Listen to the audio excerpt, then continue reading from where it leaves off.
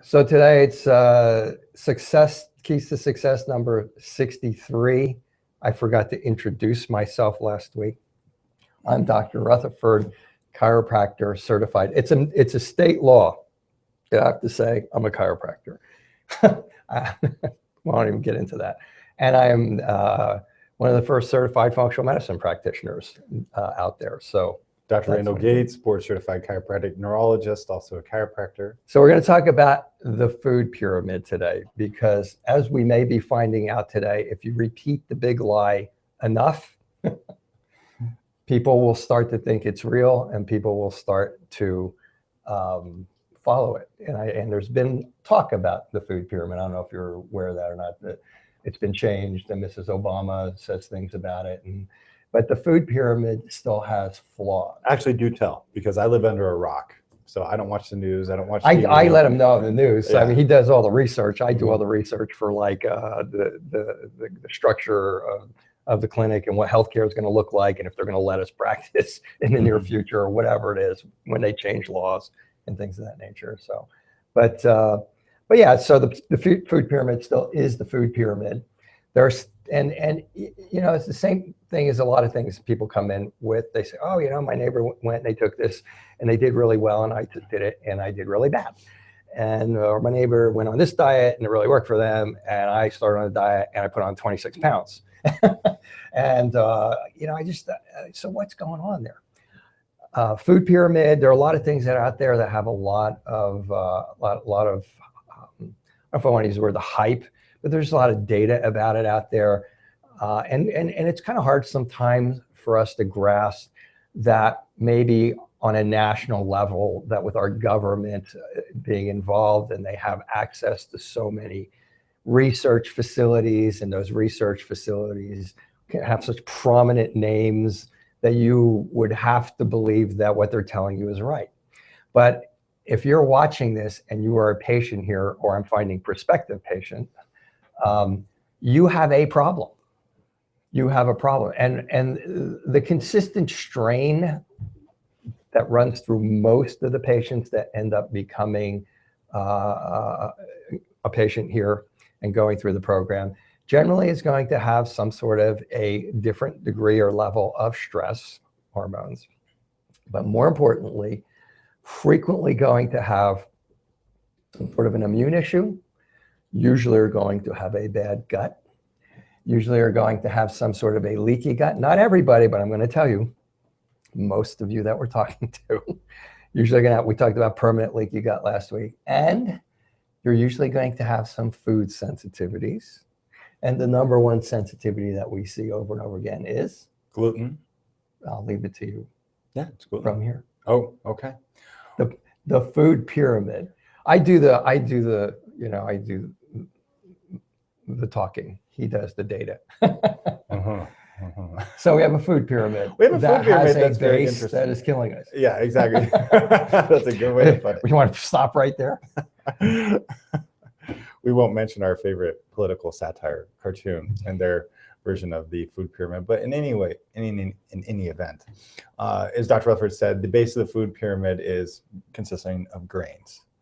And those grains largely consist of gluten, rich products. And in 2015, Dr. Fasano, he's one of the world's foremost gastroenterologists, came out and did a study, and in essence showed that celiac patients who are active or that are in a state of remission, people who have non-celiac gluten sensitivity, which is anyone who eats gluten and feels worse, and anyone who's normal. So anyone who doesn't have any health issues, when they consume gluten, gluten breaks down your gastrointestinal tract, resulting in leaky gut syndrome. So if you keep eating gluten, you keep getting leaky gut syndrome. And we did a whole leaky gut broadcast with 110 references attached to it, where we demonstrated that really leaky gut syndrome is at the forefront of perpetuating, we'll say it that way, I don't want to say cause, but perpetuating a lot of these systemic inflammatory and autoimmune responses, ranging from the biggest diseases that plague our healthcare system, including problems of blood sugar regulation like diabetes and prediabetes, to weight gain, obesity. These are things that predispose people to cancer. They predispose people significantly to heart disease and stroke. And then we have the whole world of autoimmune disease as well, that seems to be perpetuated by this gut phenomena. So when people are talking about the food pyramid, especially you patients out there, you're on the front lines of this war, so to speak. And it's a grassroots movement. It is. And I don't know if anything makes me happier than hearing a patient talk about, well, my mom started on the diet, my grandma started on the diet, and now my grandma won't stop talking about how well she feels, and now everybody in the family is on the diet. Yeah. That is so rewarding, because now we have this movement spreading, and truly it's the alternative practitioners that kind of started this off. The chiropractors who really got kicked in the teeth back in 2000 and ultimately the and 2009. Yeah, the naturopaths too, for us being crazy talking about this stuff. Well, now we see that the science is there. 100 million Americans went gluten-free in 2014, I believe. And so it's starting to spread. And as it starts to spread, you as our patients are going to be the ones getting the flack, because you're going to run into people who are dietitians or nutritionists. And within that field, there's still this paradigm of the food pyramid, that grains are good, that we need our vitamins to come from grains. And if we don't have grains, you're going to be in ketosis, which means you're just metabolizing fat and you're not able to metabolize sugar.